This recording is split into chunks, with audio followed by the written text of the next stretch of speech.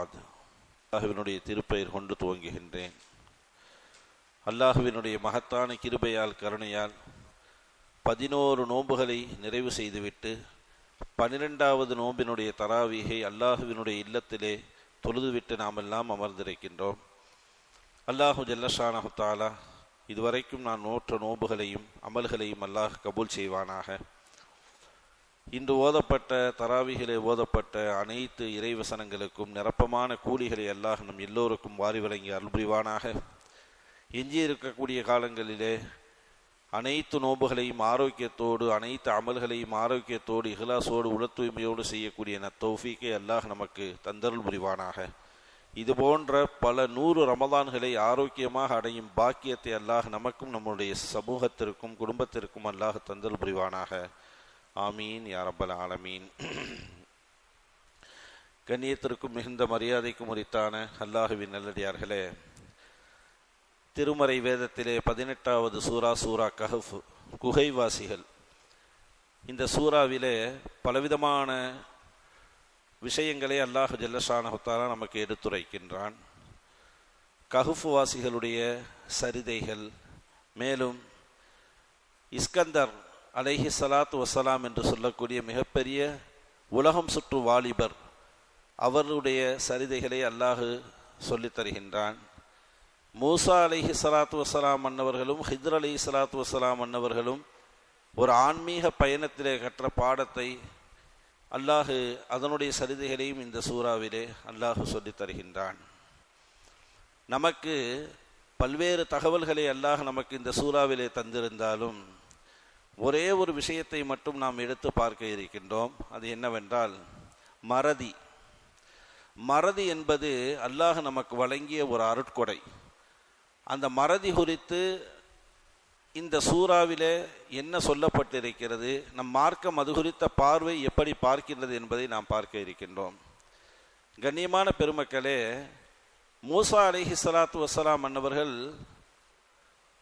ஒரு சொற்பொழிவு ஒன்று நிகழ்த்துகிறார்கள் மக்களுக்கு. அந்த சொற்பொழிவை முடித்ததற்கு பிறகு அந்த சொற்பொழிவு நிகழ்ந்து கொண்டிருக்கின்ற பொழுது அந்த சபையிலே இருந்த ஒருவர் எழுந்து இந்த உலகத்திலேயே மிகச்சிறந்த அறிவாளி யார் என்பதாக ஒரு கேள்வி கேட்கிறார். மூசா அலைஹி ஸலாத்து வஸ்ஸலாம் அன்னவர்கள் பட்டென்று நான் என்று சொல்லிட்டாங்க. இந்த நான் என்று சொன்னது அல்லாஹுக்கு பிடிக்கல. ஆனால் உண்மையிலேயே அன்றைய காலத்தினுடைய ஆகச்சிறந்த அறிவாளி மூசா அலைஹி ஸலாத்து வஸ்ஸலாம் அன்னவர்கள் தான். அதற்கு மாற்று கருத்தை இல்லை. இருந்த போதிலும் கூட எப்படி நீங்கள் நான்கு சொல்லலாம்? பொதுவாகவே அல்லாஹுக்கு நான்கிற வார்த்தை பிடிக்காது. ஆனால் ரப்புக்குமுல் ஆலா என்று சொன்னான் ஃபிரௌன். நான் தான் உயர்ந்த கடவுள் என்று சொன்னான். அதனால் அல்லாஹ் அவனை அழித்தான். எல்லாமே எனக்கு தெரியும் என்று சொல்லும் வார்த்தை, நான் மட்டும்தான் பெரியவன் என்று சொல்லக்கூடிய வார்த்தை, என்னை விட பெரிய ஆள் இல்லை என்ற கர்வம், ஆணவம், அகம்பாவம், இது அனைத்தையும் பொருந்திய ஒரு சொல் தான் நான் என்ற அந்த வார்த்தைக்குள்ளே அடங்கி இருக்கிறது. அப்போ பொதுவாகவே அல்லாஹுக்கு பிடிக்காது அந்த நான்கிறது. உடனே அல்லாஹ் சொன்ன, மூசா நீங்கள் உங்களோட இன்னொரு ஆளையும் சேர்த்துட்டு 2 கடல் சேரக்கூடிய அந்த இடத்திற்கு நீங்கள் பயணம் செய்யுங்க. அங்கே ஒரு இறைநேசர் இருப்பார். அவரிடத்துல உங்களுக்கு சில பாடங்கள் அவர் உங்களுக்கு கற்றுக் கொடுப்பார். நீங்கள் போங்கன்னு நல்லா சொல்லிட்டான். சுருக்கமாக சொல்கிறேன்.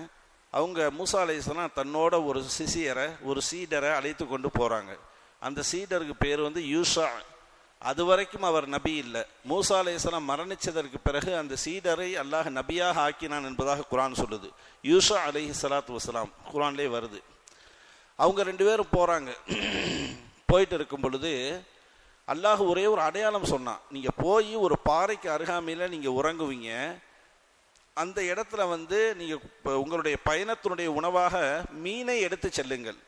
அந்த மீன் எந்த இடத்துல நீங்கள் உறங்கி அந்த உங்களுடைய அந்த பாத்திரத்திலேருந்து மீன் அதுவாகவே துள்ளி குதித்து அந்த தண்ணீரில் ஓடுதோ அந்த இடத்துல அந்த இறைநேசர் இருப்பார் என்பதாக அல்லாஹ் சொல்லிட்டான். எந்த மீன்? உயிரோட தண்ணி பாட்டிலெல்லாம் கொண்டு போகல, அவங்க பொறிச்சு எடுத்துட்டு கொண்டு போன மீன். அது எந்திரிச்சு துள்ளி குதிச்சு ஓடுன்னு நல்லா சொல்லிட்டான். போகிறாங்க. 2 பேரும் பயணம் போயிட்டு இருக்கும் பொழுது களைப்பு தாங்க முடியலை. அந்த காலத்தில் நவீன வாகனங்கள்லாம் இல்லையா? இல்லை. அப்போ அந்த அடிப்படையில் களைப்பு தாங்க முடியாமல் ஒரு பாறையில் படுத்துட்டாங்க. தான் சீடர்கிட்ட சொன்னாங்க, மூசா அலைஹிஸ்ஸலாம், இங்கே பாரு, மீன் உள்ளே இருக்குது, நான் கொஞ்சம் உறங்க போகிறேன், அந்த மீன் வந்து துள்ளி குதிச்சு தண்ணியில் ஓடிச்சு அப்படின்னா எனக்கு வந்து என்னை எழுப்பி விட்டு எனக்கு நினைவுபடுத்திடு அப்படின்னு சொன்னாங்க. அதே மாதிரி மூசா அலைஹிஸ்ஸலாம் அசந்து தூங்கிட்டாங்க. இவர் முழிச்சுட்டே இருந்தார். அதே மாதிரியே மீன் வந்து பாத்திரத்திலிருந்து அப்படியே துள்ளி குதிச்சு ஓடிச்சு. இவர் பார்த்தாரு, மூசா அலைஹிஸ்ஸலாம் தூங்குறாங்க, கொஞ்ச நேரம் எந்திரிச்ச பின்னாடி நம்ம சொல்லிக்கலாம் அப்படின்னு சொல்லிட்டு இருந்தார். மூசா அலைஹிஸ்ஸலாம் எந்திரிச்சாங்க, இவர் மறந்துட்டார். இவர் என்ன செஞ்சார், மீன் போனதை சொன்ன அந்த நிகழ்வை வந்து மூசா அலைஹிஸ்ஸலாம் சொல்ல மறந்துட்டார். அதைத்தான் அல்லாஹ் ஜல்லஷானஹு தஆலா இந்த ஆயத்தில் சொல்கிறான், சூரா கஹஃப்ல, ஃபலம்மா பலக மஜ்மஅ பைனிஹிமா நசியா ஹூதஹுமா வத்தகத சபீலஹு ஃபில் பஹரி சரபா. அல்லாஹ் சொல்கிறான், இரண்டு நபர்களும் அந்த இரண்டு கடல் சங்கமமாக கூடிய அந்த இடத்தை அடைந்த பொழுது மீன் துள்ளி குதித்த அந்த கடலிலே சென்றதை இவர் மறந்து விட்டார். யாரு? அந்த யூஷா சீடருங்கிறவர் மறந்து விட்டார் அப்படிங்கிறத அல்லாஹ் சொல்லிட்டு எந்திரிச்சாங்க. இவரும் மறந்துட்டாரு, நடக்க ஆரம்பிச்சிட்டாங்க. சரி, மறந்தாங்களே, சில நேரத்தில் நமக்கு மறதி வந்துச்சு அப்படின்னா கொஞ்ச நேரம் மறக்கும், ஒரு மணி நேரத்தில் நம்ம ஞாபகப்படுத்திடுவோம். இவருக்கு எப்படி எல்லாம் மறதியை கொடுத்துட்டான்டா, ஒரு இரவு ஒரு பகல் நடந்து போயிட்டே இருக்காங்க, அது வரைக்கும் ஞாபகம் வரல. அந்த இடத்துக்கு தான் வரணும், அந்த இடத்துல தான் அந்த அடியார் இருக்காரு, ஹிதர் அலைஹிஸ்ஸலாம் அங்கே தான் இருக்காங்க, அங்கே தான் பாடம், ஆன்மீக பாடம் கற்றுக்கணும். இவர் ஒரு பகல் ஒரு இரவு நடந்து போனதற்கு பின்னாடி அதுக்கப்புறம் என்ன செய்கிறாங்க, மூசா அலைஹிஸ்ஸலாம் அவங்கள்ட்ட சொன்னாங்களாம், அந்த சீதர்கிட்ட வந்து சொன்னாங்க, ஃபலம்மா ஜாவசா காலலி ஃபத்தாஹு ஆத்தினா கதா அனா, ரொம்ப தூரம் நடந்து வந்துட்டோம், நமக்கு வந்து பசியாக இருக்குது, அந்த சாப்பாடை எடுங்கன்ட்டாங்க. யார்? மூசா அலைஹிஸ்ஸலாம். அப்போ தான் வந்து என்ன செய்கிறாங்க, லக்கது லக்கீனா மின் சஃபரினா ஹாதா நசபா, ரொம்ப தூரம் வந்துட்டோம், சாப்பாடு எடுங்கன்னு சொல்லும் பொழுது அப்போ சொல்கிறாரு, கால அரைத்த இது அவைனா இல ஷஹரத்தி ஃப இன்னி நசீத்துல் ஹூத் வமா அன்சானிஹு இல்ல ஷைத்தானு அதுக்குறான்டாரு. என்ன சொன்னார் அப்படின்னா, அந்த இடத்துல மீன் வந்து துள்ளி குதிச்சு போயிருச்சு, நான் மறந்துட்டேன், இந்த மறதி எனக்கு ஷைத்தான் போட்டான் அப்படின்னு சொல்லிட்டாங்க. யார்கிட்ட? மூசா அலைஹிஸ்ஸலாம். சொன்ன பிறகு மூசா அலைஹிஸ்ஸலாத்து வஸலாம் அவங்களும் வத்தகத சபீலஹு ஃபில் பஹரி அஜபா கால தாலிக மா குன்னா நபக் ஃபர்தத்தா அலா ஆசாரிஹிமா கஸஸா, மறுபடியும் மீண்டும் என்ன செய்கிறாங்க, ஒரு இரவு ஒரு பகல் அந்த இடத்துக்கு திரும்பி போகிறாங்க. யார்? ரெண்டு பேரும் திரும்பி போகிறாங்க. இந்த விஷயத்தை அல்லாஹ் இந்த சூறால சொல்கிறான். இது ஒன்று. ரெண்டாவது, மறதியை பற்றி அல்லாஹ் சொல்லும் பொழுது மூசா அலைஹிஸ்ஸலாம் அந்த இடத்தை அடைஞ்சு அந்த ஹிதர் அலைஹிஸ்ஸலாம் என்று சொல்லக்கூடிய அந்த இறை நேசரை சந்தித்து அவங்க ரெண்டு பேரும் வந்து அந்த ஆன்மீக பயணத்திற்காக வேண்டி மூசா அலைஹிஸ்ஸலாத்தை அழைச்சி செல்லும் பொழுது மூசா அலைஹிஸ்ஸலாத்தை ஒரு நிபந்தனை போட்டாங்க. ஹிதர் அலைஹிஸ்ஸலாம், நான் என்ன செஞ்சாலும் ஏன் செய்கிறேன், எதுக்கு செய்கிறேன்னு என்கிட்ட கேட்கக்கூடாது, நான் எது வேண்டாலும் செய்வேன், அது நேர்முரணாக இருக்கலாம், நேர்மறையாக இருக்கலாம், அது சரியாக இருக்கலாம், தப்பாக இருக்கலாம், ஆனால் என்கிட்ட ஏன் செய்கிறேன்னு கேட்கக்கூடாதுன்னு நிபந்தனை போட்டாங்க. நான் கேட்க மாட்டேன்னு சொல்லிட்டாங்க மூசா அலைஹிஸ்ஸலாம். ஆனால் ஹிதர் அலைஹிஸ்ஸலாம் செய்யக்கூடிய ஒவ்வொரு செயல்பாடுகளும் எல்லாம் வரிசையாக சொல்கிறான், அதுக்குள்ளே நம்ம போக வேணாம். ஒவ்வொரு செயலையும் செய்யும் பொழுது மூசா அலைஹிஸ்ஸலாம் என்ன செஞ்சாங்களாம், ஏன் இப்படி பண்ணுறீங்க கேட்டாங்களாம். ஏன் இப்படி நான் தான் ஆரம்பத்திலேயே உங்கள்கிட்ட சொன்னனே, ஏன் இப்படி கேட்டீங்கன்னு கேட்டாங்க. மூசா அலைஹிஸ்ஸலாம் சொன்னா, கால லா துவாஹ்தினி பிமா நசீத்து வலா துருஹிகினி மின் அம்ரி உஸ்ரா. ரெண்டாவது தடவை மறதி. மூசா அலைஹிஸ்ஸலாம் சொன்னாங்களா, நான் மறந்துட்டேன், நான் சொன்னதை நான் மறந்துட்டேன், இனிமேல் செய்ய மாட்டேன்ட்டாங்க. சரி, ஹைர், நம்ம விஷயத்துக்கு வருவோம். ஆக மொத்தம் ரெண்டு விதமான மறதிகளை குறித்து அல்லாஹ் இந்த கஹஃபில் சொல்கிறான். இந்த கஹஃபில் மறதி குறித்து, ஒரு மனிதனுக்கு வரக்கூடிய மறதி குறித்து நம்மளுடைய இஸ்லாத்தினுடைய பார்வை என்ன என்பதை சுருக்கமாக நம்ம பார்த்துருவோம். பொதுவாகவே இந்த மறதி என்பது ஆதம் அலைஹிஸ்ஸலாத்து வஸலாம் அவங்கள்ட்ட இருந்தே வந்தது. ஆதம் அலைஹிஸ்ஸலாத்து வஸலாம் அவங்க உலகத்தில் வாழும் பொழுது 960 வயசில் வந்து மலக்குல் மவுத்து வந்து உயிரை வாங்க வரும் பொழுது அப்போ ஆதம் அலைஹிஸ்ஸலாம் சொன்னாங்களாம், அல்லாஹ் எனக்கு 1000 வயசை கொடுத்துருக்கான், நீங்கள் உடனே வந்துட்டீங்க அப்படின்னு சொல்லும் பொழுது, ஆதம் மறந்துட்டீங்களா, ஆலமுல் அருவாஹில் தாவூத் அலைஹிஸ்ஸலாத்துக்கு உங்களுடைய 40 வயசை எடுத்து கொடுக்க சொன்னீங்களே, மறந்துட்டீங்களா அப்படின்னு கேட்டாங்களாம் மலக்குல் மவுத்து. அப்போ தான் வந்து அல்லாஹ் வந்து என்ன செஞ்சான், ஃபனசிய ஆதமு வதுர்ரியத்தஹு, எப்போ ஆதம் முதல்ல இதை மறந்தாரோ அவர் மறந்ததுனால அவருடைய சந்ததியினர்கள் கியாமத் நாள் வரைக்கும் வரக்கூடிய அனைத்து சந்ததிகளுக்கும் அல்லாஹ் மறதியை கொடுக்குறான் அப்படிங்கிற மாதிரி நமக்கு ஹதீஸ் நமக்கு இருக்கு, குர்ஆன் நமக்கு சொல்லி தருகிறது. அப்போ மறதி என்பது ஆதம் அலைஹிஸ்ஸலாத்து வஸலாம் அவங்களிடமிருந்தே வந்தது என்பதை நம்ம பார்க்குறோம். பொதுவாகவே மறதிகளுக்கு அல்லாஹ் ஜல்லஷானஹு தஆலா இந்த நல்லடியார்கள் கேட்கக்கூடிய துவாவை வந்து குர்ஆன்ல ஒரு இடத்துல அல்லாஹ் சொல்லும் பொழுது, ரப்பனா லா துவாஹிதுனா இன்னசீனா வக்தானா, என்பதாக அல்லாஹ் சொல்றான். இந்த அடியார்கள் எப்படி அல்லாஹ்ட்ட துவா கேட்பாங்கன்னா, நாங்க மறந்துவிட்ட செயல்களையும் யா அல்லாஹ், நாங்கள் மறந்துவிட்ட ஒன்றுக்காக வேண்டியும் நாங்கள் தவறிழைத்த ஒன்றுக்காக வேண்டியும் எங்களை கேட்கும் பொழுது அல்லாஹ் சொன்னானா, அது ஃபால்து, நீங்க என்ன சொன்னீங்களோ அதை நான் அப்படியே செஞ்சிட்டேன் அப்படின்றானா. அதாவது நீ அப்படிங்கிறத அல்லாஹ் ஜல்ல ஷானஹு சொல்லிட்டான். இந்த சொன்ன ஒரு வாக்கின் மூலியமாக நமக்கு அல்லாஹ் கொடுத்த சலுகை என்ன தெரியுமா? 3 விஷயத்துல அல்லாஹ் நம்மளை பிடிக்க மாட்டான். 3 விஷயத்துல அல்லாஹ் நம்மளை பிடிக்க மாட்டான். முதல்ல ஒன்று என்னது? தவறாக ஏதாவது செஞ்சிட்டோம்னு வச்சுக்கோங்களேன், அதுக்கு நம்ம மார்க்கத்தை தண்டனை கிடையாது. தவறாக செஞ்சிட்டோம், அதுக்கு தண்டனை இல்லை. அதுக்கு கஃபாரா என்ற பரிகாரம் வேண்டுமானால் இருக்கும், ஆனால் அதுக்கு தண்டனை அப்படிங்கிறது இல்லை. பைக்கில் போயிட்டு இருக்கோம், காரில் போயிட்டு இருக்கோம், தவறுதலாக ஒருத்தர் குறுக்க வந்துட்டாரு, அடிச்சிட்டோம், வஃபாத் ஆயிட்டாரு. இது கொலையா? கொலை கிடையாது. இது என்னது? கொலை கிடையாது. ஒரு உதாரணத்துக்கு சொல்றேன், இது தவறாக செய்த விஷயம். அதுக்குண்டான பரிகாரம் என்னமோ அதை நம்ம செஞ்சிட்டோம்னா முடிஞ்சு. அல்லாஹ் நமக்கு சலுகை முதல் நம்பர் 1 தர்றான். 2வது, மறதியாக ஏதாவது செஞ்சிட்டோம் அப்படின்னாலும் அதுக்கு நம்ம மார்க்கத்தை தண்டனை கிடையாது. மறதியா 4 ரக்காயத்துக்கு 5 ரக்காய் தொழுதுட்டோம், குற்றமா? இல்லை.